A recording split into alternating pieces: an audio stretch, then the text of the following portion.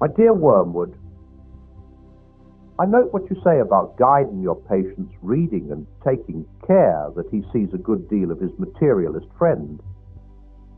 But are you not being a trifle naif? It sounds as if you suppose that argument was the way to keep him out of the enemy's clutches. That might have been so if he had lived a few centuries earlier. At that time, the humans still knew pretty well when a thing was proved and when it was not. And if it was proved, they really believed it. They still connected thinking with doing and were prepared to alter their way of life as the result of a chain of reasoning. But what with the weekly press and other such weapons, we have largely altered that. Your man has been accustomed, ever since he was a boy, to have a dozen incompatible philosophies dancing about together inside his head.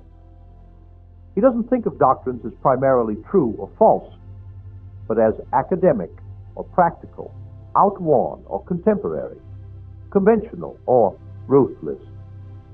Jargon, not argument, is your best ally in keeping him from the church. Don't waste time trying to make him think that materialism is true. Make him think it is strong, or stark, or courageous. That it is the philosophy of the future. That's the sort of thing he cares about. The trouble about argument is that it moves the whole struggle onto the enemy's own ground. He can argue too, whereas in really practical propaganda of the kind I am suggesting, he has been shown for centuries to be greatly the inferior of our Father below. By the very act of arguing, you awake the patient's reason, and once it is awake, who can foresee the result?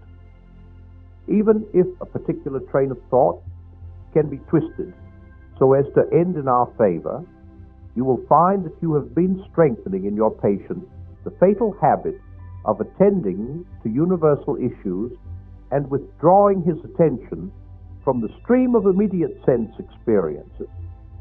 Your business is to fix his attention on the stream. Teach him to call it real life, and don't let him ask what he means by real. Remember, he is not, like you, a pure spirit. Never having been a human, oh, that abominable advantage of the enemies, you don't realize how enslaved they are to the pressure of the ordinary. I once had a patient, a sound atheist, who used to read in the British Museum.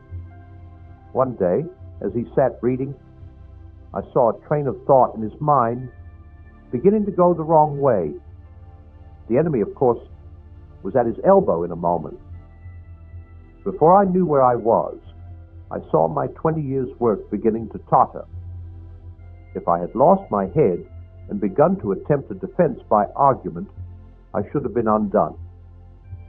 But I was not such a fool.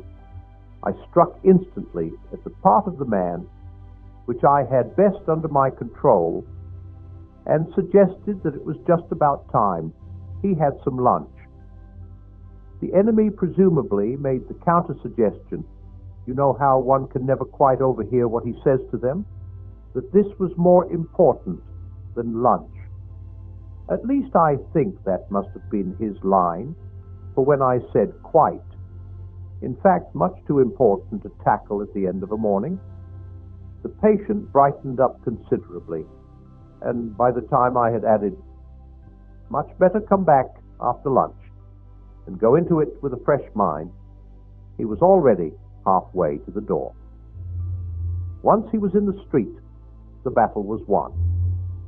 I showed him a newsboy shouting the midday paper, and a num. 73 bus going past.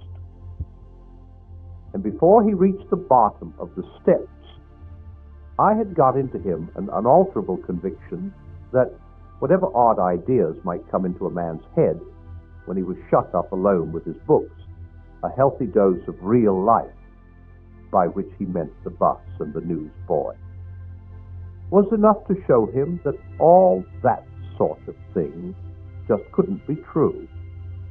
He knew he'd had a narrow escape, and in later years was fond of talking about that inarticulate sense for actuality, which is our ultimate safeguard against the aberrations of mere logic.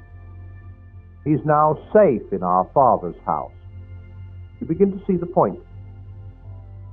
Thanks to processes which we set at work in them centuries ago, they find it all but impossible to believe in the unfamiliar, while the familiar is before their eyes. Keep pressing home on him the ordinariness of things.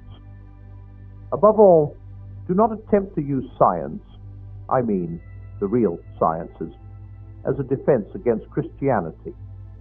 They will positively encourage him to think about realities he can't touch and see. There have been sad cases among the modern physicists. If he must dabble in science, keep him on economics and sociology. Don't let him get away from that invaluable real life. But the best of all is to let him read no science, but to give him a grand general idea that he knows it all, and that everything he happens to have picked up in casual talk and reading is the results of modern investigation. Do remember, you are there to fuddle him. From the way some of you young fiends talk, anyone would suppose it was our job to teach. You're affectionati uncla.